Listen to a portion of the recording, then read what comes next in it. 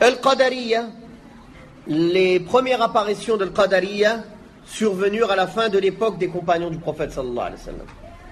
Al-Qadariya, ce sont ceux qui rejettent le destin et qui disent que tout ce qui se produit dans le monde n'est pas décidé ni décrété par Allah, mais il résulte des actes des serviteurs sans qu'Allah ne les prédestinait auparavant. Ils ont ainsi rejeté un pilier parmi les piliers de la foi, le 6e pilier qui est la foi dans le destin bon ou mauvais venant de la part d'Allah. Ils sont appelés Al-Qadariya, mais ils sont appelés aussi Majousu hadhihi al-Ummah, les zoroastriens de cette communauté. Pourquoi ?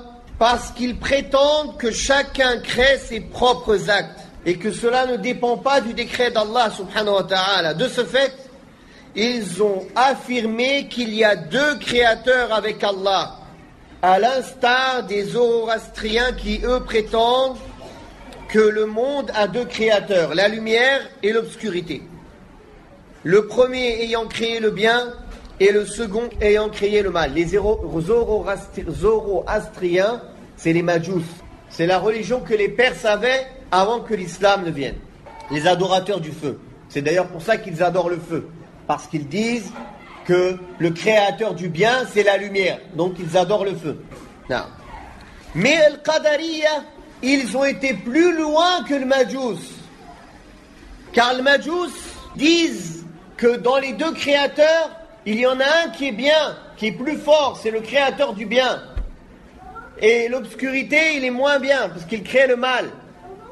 Eux, non, ils considèrent que tous les créateurs, ils sont semblables. En disant que chacun, il crée ses propres actes.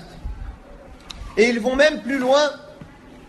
Ils ne disent pas qu'il y a seulement deux créateurs, mais des millions de créateurs, car chaque personne, elle crée ses actes. Et donc, ils ne reconnaissent pas que le seul créateur est Allah.